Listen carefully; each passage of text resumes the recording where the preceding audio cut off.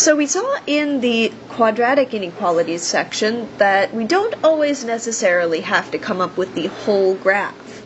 We can solve algebraically by exploiting the zero product property. So if I put a polynomial inequality in standard form, this is the one that we saw in the previous video, but we are going to solve it a little bit differently. So if I say x cubed minus 4x squared minus 21x is less than or equal to 0 by moving everything over to the left-hand side, then I know that this polynomial will change signs at its x-intercepts. So anywhere where this is 0, we like, because of this inequality.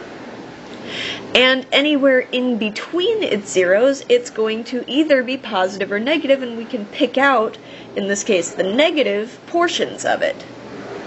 So first I want to find the zeros. So if this polynomial is f of x, we want to find all the zeros of this polynomial. Okay. That is to say, if I set this polynomial equal to 0, I want to solve this equation. Now we saw already that we can factor this as x minus 7, x plus 3. So I'll cheat and reuse that process and jump right to the factorization. So x equals 0, x equals 7, and x equals negative 3 are our critical numbers. Those are going to go on the number line. And it is a number line, so you want to make sure you get these in the right order. Negative 3 is the smallest, then 0, and then 7. Now your number line doesn't necessarily need to be to scale, just has to go from smallest to largest. And then we want to see what is the sign of f of x in each of these intervals. We know that at negative 3, f of x is 0. At 0, f of x is 0. And when x equals 7, f of x is 0. So those are already part of our solution. Now I want to determine which of these intervals might also be part of the solution. So if I pick a test number to the left of negative 3, maybe negative 4. So if I plug negative 4 into my function, I get negative 4 cubed minus 4 times negative 4 squared minus 21 times negative 4. Alright. Now that's a little bit clunky, so we could also have plugged that into our factored form, negative 4 times negative 4 minus 7 times negative 4 plus 3, and we can tell pretty easily this negative term, and this negative term, 3 negatives, make a negative. So our polynomial is negative there, and we like negatives. We want to be 0 or less. So this interval is a good one. Alright, we can do something similar in between negative 3 and 0. We could plug in negative 1. So I'll plug it into the factored form again.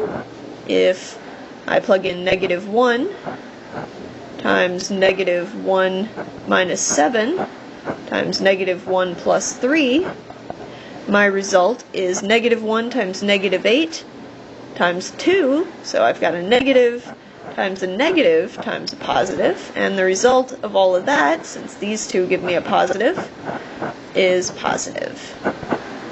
And we don't particularly care for positives. Alright. Now, past that, we could plug in 1, so 1 times 1 minus 7 times 1 plus 3. Alright, that would be a positive number, a negative number, and a positive number, the grand total being negative again. So we like negatives. That's a good one.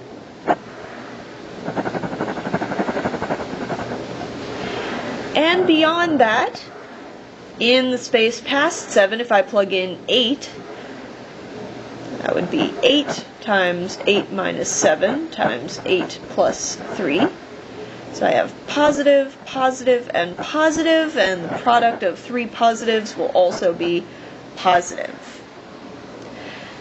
So, the 2 intervals that I actually like are negative infinity up to negative 3, including, and omitting everything up to 0, and between 0 and 7, including both of the endpoints. Now, you'll recognize this as the exact same answer we got when graphing, so both of these procedures are interchangeable, and it's really a matter of taste which one you like.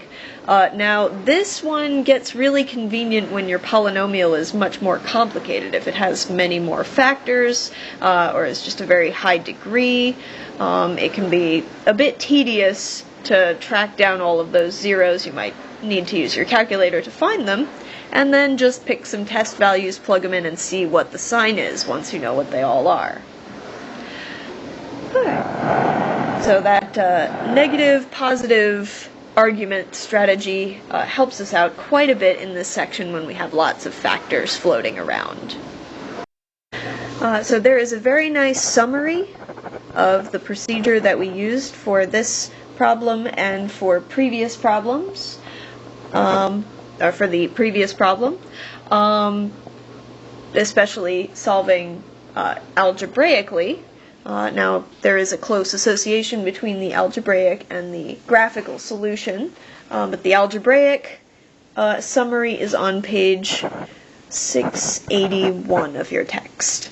So check that out, and try to draw a parallel between that solution technique and the one that we used in Chapter 4 to solve quadratic inequalities algebraically. We're doing exactly the same thing. We just have slightly bigger, more complicated functions now.